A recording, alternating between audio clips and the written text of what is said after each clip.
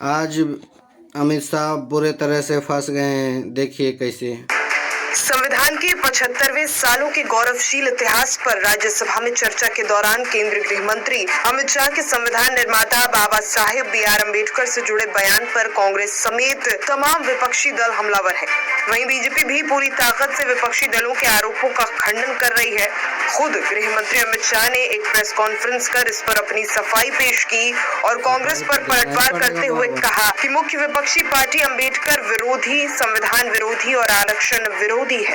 भाजपा की तरफ से इस मुद्दे पर जबरदस्त तरीके से पलटवार किया जा रहा है। इसकी वानगी तब दिखी जब खुद प्रधानमंत्री नरेंद्र मोदी ने एक के बाद एक कई ट्वीट कर न केवल अमित शाह के बयान का समर्थन किया बल्कि कांग्रेस पर पलटवार भी किया। प्रधानमंत्री ने अपने एक ट्वीट में लिखा, अगर कांग्रेस और उसका सड़ा हुआ तंत्र ये सोचता है कि उनके दुर्भावनापूर्ण झूठ उनके कई वर्षों के कुकर्मों, खासकर डॉक्टर आम्बेडकर के प्रति उनके अपमान को छिपा सकते हैं, तो वो बहुत बड़ी गलतफहमी में है।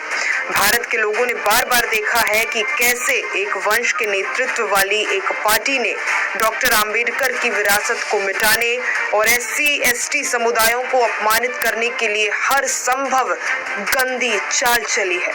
इन मुद्दों पर संसद के दोनों सदनों में भी कई हंगामे हुए। संसद में संसदीय कार्य मंत्री किरण रिजिजू और कानून मंत्री अर्जुन मेघवाल समेत भाजपा के कई मंत्रियों और सांसदों ने विपक्ष के आरोपों का पुरजोर खंडन किया।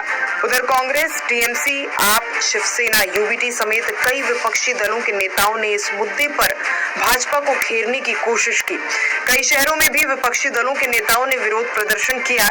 इसके जवाब में भाजपा ने प्रवक्ताओं की फौज उतार दी। अब सवाल उठता है कि PM मोदी, जो अक्सर ऐसे विवादित मुद्दों पर बयान देने से परहेज करते हैं, उन्होंने इस पर तुरंत क्यों पलटवार किया और अमित शाह ने शाम ढलने से पहले किसी कर सफाई क्यों पेश की? इसके पीछे भाजपा का वो डर है जिसकी वजह से उसे लोकसभा में बड़ा नुकसान उठाना पड़ा था।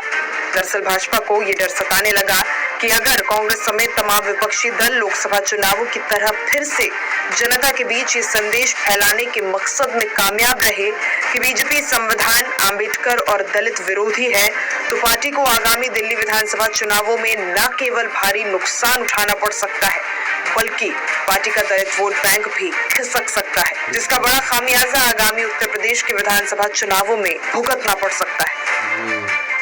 मुझ पर नहीं, कई बार प्रधानमंत्री जी के लिए भी इस प्रकार के प्रयास किए, चुनाव के वक्त मेरे लिए भी किया था, फिर से एक बार कर रहे हैं, मगर मैं इसीलिए आज आप सबके सामने आया हूं। सार्वजनिक जीवन में आपका भी दायित्व है कि क्षीर लील करने में जनता का मदद करिए, दूध का दूध और पानी का पानी करने में जनता को मदद करिए।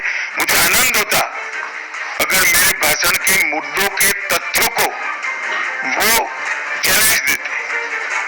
तथ्यों पर चैलेंज देने के लिए कुछ नहीं, मेरे भाषण का एक एक शब्द तथ्यात्मक और इतिहास के गर्भ से बाहर आया हुआ है। इसलिए वो इस प्रकार से मेरे भाषण को एडिट कर इसको गलत अर्थ निकाल कर इस प्रकार का प्रयास है।